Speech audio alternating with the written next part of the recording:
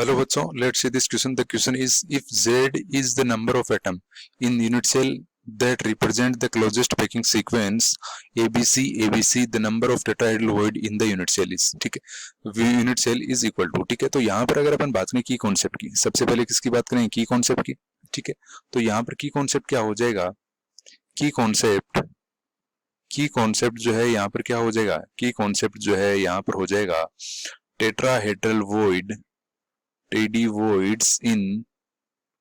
void in CCP unit cell, ठीक है, CCP unit cell, ठीक है।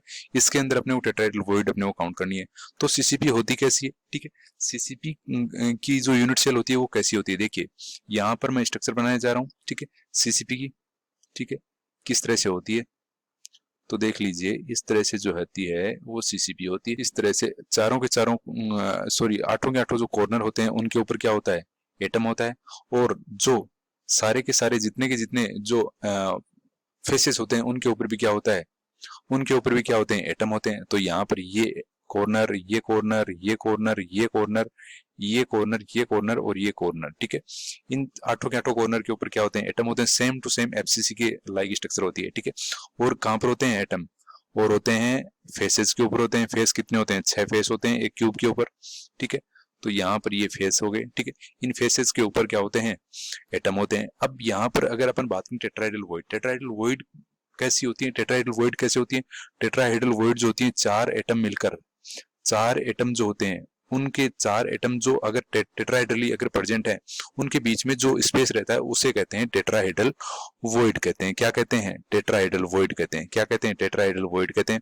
तो अब यहाँ पर कहाँ कहाँ हो सकते हैं, यहाँ पर जो है जो बॉडी डायगोनल है, इस क्यूब का जो बॉडी डायगोनल है, इस क्यूब का ये बॉडी डायगोनल है, ठीक है, इस क्यूब का ये बॉडी डायगोनल है। तो यहाँ पर जो है चार एटम जो होते हैं, ये जो चार एटम है, ये जो चार एटम है, ये जो चार एटम है ये क्या है, आपस में टेट्राहेड्रली है, टेट्राहेड्रली है। तो यहाँ पर इनके बीच में ये क्या बन गई, एक टेट्राहेड्रल वॉइड बन गई।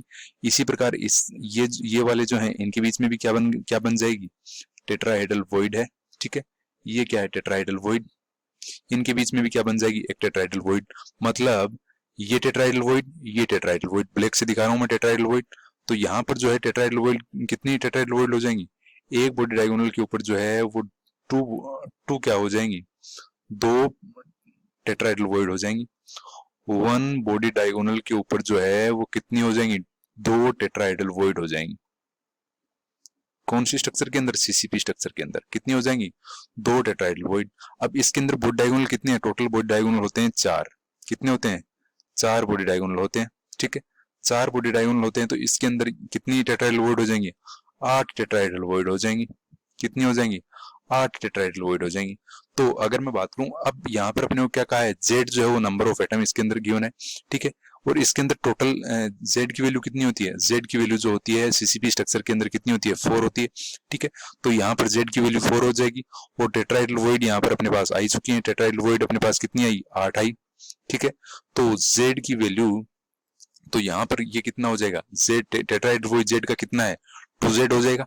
कितना हो जाएगा, 2Z जो है यहाँ पर वैल्यू हो जाएगी किसकी, टेट्राहेड्रल वॉइड की। इस जो यहाँ पर अपने पास ये गिवन है, ये ऑप्शंस गिवन है। तो यहाँ पर कौन सा ऑप्शन करेक्ट हो जाएगा, सेकंड ऑप्शन क्या हो जाएगा, करेक्ट हो जाएगा। तो second option will be the correct answer for this question. Hope you will understand. Thank